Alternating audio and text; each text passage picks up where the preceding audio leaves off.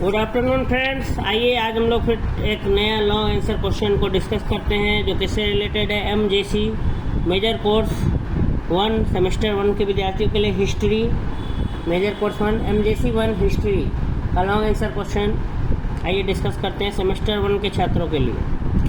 Question है throw light on the development of maritime trade in ancient India. प्राचीन भारत में समुद्री व्यापार के विकास पर प्रकाश डालें, अथवा प्राचीन भारत में समुद्री व्यापार के अनेक साक्ष्य उपलब्ध हैं, उदाहरणों के साथ वर्णन करें। Several evidences regarding ancient Indian maritime trade are available, explain with example. आइए उत्तर देखते हैं। प्राचीन भारत में समुद्री व्यापार का आरंभ सिंधु घाटी सभ्यता से माना जाता है। प्राचीन भारत में जो समुद्री व्यापार है उसकी शुरुआत सिंधु घाटी सभ्यता से माना जाता है। सिंधुवासी भारत के विभिन्न भागों से तथा विदेशों से भी व्यापार करते थे। पुरातात्विक अन्वेषणों से सिंधु सभ्यता के व्यापार का प्रमाण मिलता है।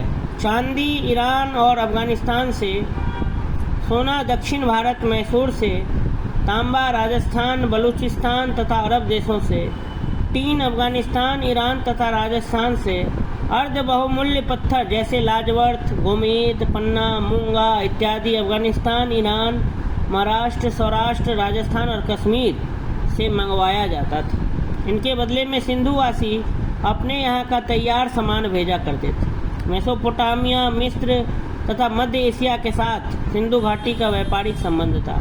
इसका प्रमाण सिंधु सभ्यता में बनी मोहरों के मेसोपोटामिया से में मिलने तथा मेसोपोटामिया की मोहरों के सिंधु घाटी में मिलने से मिलता है। सीरिया ईरान और तुर्कमेनिस्तान में सिंधु सभ्यता की बनी वस्तुएं हाथी दांत की छड़ें मुहर मन के बर्तन इत्यादि पाई गई हैं। इसी प्रकार सुमेर से प्राप्त एक कपड़े के टुकड़े पर सिंधु घाटी की मोहर लगी पाई गई है। मेसोपोटामिया सुमेर के अभिलेखों से इस बात पर चर्चा की गई है कि उर नगर के व्यापारी मेलुहा सिंधु प्रदेश या सौराष्ट्र से व्यापार करते थे। उर और मेलुहा के बीच दिलमुन या तिलमुन तथा मकान या मगान दो प्रमुख व्यापारिक स्थल थे। ये संभवतः फारस की खाड़ी में स्थित बहरीन और ओमान और बलूचिस्तान के नाम है। लोथल से भी समुद्री मार्ग द्वारा व्यापार होता था। ऋग्वेद में समुद्र का उल्लेख मिलता है, तथापि इससे विदेशी व्यापार की पुष्टि नहीं होती। समुद्र शब्द का व्यवहार संभवतः बड़ी नदियों या संचित जल के लिए किया गया है। उत्तर वैदिक काल के साहित्यिक ग्रंथों में जल एवं स्थल मार्गों से व्यापार करने का जिक्र किया गया है। ऋग्वेद में भी समुद्र का उल्लेख मिला है और तथापि इससे विदेशी व्यापार की पुष्टि नहीं होती, लेकिन समुद्र का उल्लेख मिलता है। समुद्र शब्द का व्यवहार संभवतः बड़ी नदियों या संचित जल के लिए किया गया है। उत्तर वैदिक काल के जो साहित्यिक ग्रंथ हैं उसमें भी जल मार्ग और स्थल मार्ग दोनों से व्यापार करने का जिक्र किया गया है, रोडवे से भी और वाटरवे से। व्यापार मुख्यतः अंतर्देशीय था, देशों के बीच था।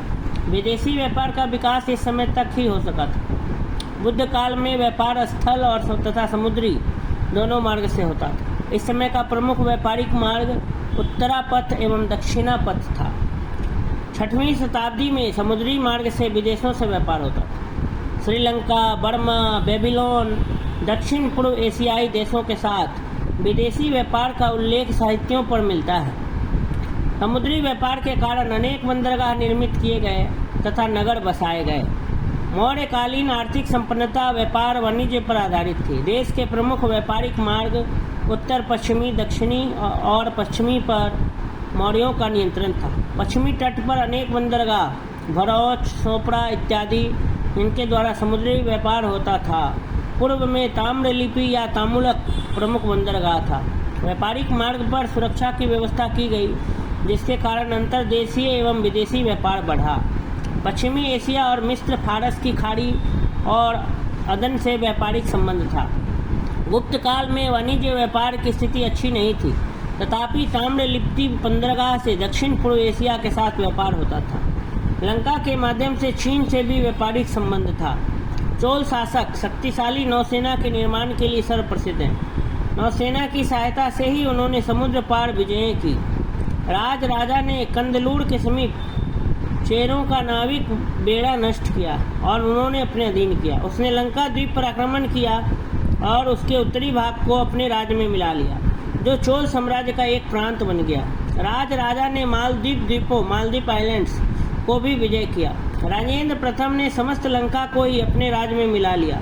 उसने सुमात्रा और मलाया प्रायद्वीप की एक समुद्री अभियान भी भेजा।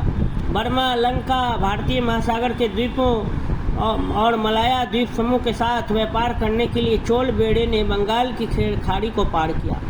नगर 2 भागों में बटा हुआ था। एक को मरुवर पक्कम कहा जाता था और वह समुद्र तट के साथ था, और दूसरा उसके पश्चिम की ओर था और उसे पत्तिना पक्कम कहा जाता था। नगर की इन 2 भागों के बीच विस्तृत खुली जगह थी और उस पर बराबर दूरी पर पेड़ लगे हुए थे और वहाँ पर बहुत बड़ी मंडी लगाई जाती थी। पत्तिना पक्कम के मुख्य मार्ग थे राजमार्ग, रथ मार्ग और बाजार मार्ग। व्यापारी, ब्राह्मण, कृषक, वैद्य और ज्योतिषी अलग अलग स्थानों में रहते थे। महल के चारों ओर रथवानों, घोड़ों और हाथियों के सवारों और राजा के अंगरक्षक के घर थे। भाट, चारण, वैतालिक, अभिनेता, गायक, विदूषक, शंख काटने वाले, फूल माला और रत्न बनाने वाले, समय बताने वाले, जिनका काम था प्रत्येक नलिकई या समय के भाग को बीतने पर चिल्लाकर घंटा बजाना, और महल के अन्य सेवक पत्तिना पक्कम में ही रहते थे। मुड़वर पक्कम में बालू तट के निकट ऊंचे स्थान, गोदाम और भंडारागार थे, जिसमें हिरण की आंखों की आकृति वाली खिड़कियां थी। वहां पर जहाजों से उतारा गया माल रखा जाता था। यहाँ पर माल पर चीते का चिन्ह, चोल राजाओं का चिन्ह आयात कर लेने के बाद अंकित किया जाता था और व्यापारियों के भंडारगार में भेज दिया जाता था। समीप ही यमन यूनानी व्यापारियों की बस्तियां थी, जहाँ कई आकर्षक वस्तुएं बिक्री के लिए रखी जाती थी। यहाँ पर ही विदेशी व्यापारियों के निवास स्थान थे, जो भी समुद्र पार से आते थे और कई भाषाएं बोलते थे। सुगंधी वाले लेपों और धूलों तथा फूलों और गंधों के व्यापारी, रेशम, ऊन और सूत की सिलाई करने वाले दर्जी, संदल, परवाल, मोती, सोने और कीमती पत्थरों के व्यापारी, अन्न के व्यापारी, धोबी, मछलियों और नमक के व्यापारी, कसाई, ठठेरे, बढ़ई, तांबे के कारीगर, चित्रकार, मूर्तिकार, सुनार, मोची और खिलौने वाले सब मरुवर पक्कम में रहते थे। तो कह रहा है कि चोल शासक शक्तिशाली नौसेना के लिए प्रसिद्ध थे। नौसेना की सहायता से उन्होंने समुद्र पर विजय भी प्राप्त की थी।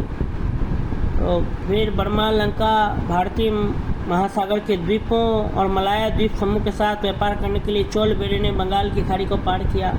नगर 2 भाग में बटा था, एक मरुवर पक्कम और एक पत्तिना पक्कम। दोनों के बारे में हम लोगों ने रीडिंग किया। तो इस क्वेश्चन को आप 2-3 बार क्या कर लेंगे, रीड कर लेंगे और फिर इसको अपनी ही हैंड राइटिंग में लिख लेंगे, तो आपको जो है ये याद हो जाएगा कि किस प्रकार से जो है समुद्री व्यापार किया जाता था एंशिएंट इंडिया में, प्राचीन भारत में समुद्री व्यापार का किस प्रकार से विकास। तो ये वीडियो अगर आपको अच्छा लगा तो मेरे वीडियो को लाइक करें। चैनल अगर अब तक सब्सक्राइब नहीं किया है तो सब्सक्राइब कर लें और अधिक से अधिक लोगों तक शेयर करें। धन्यवाद।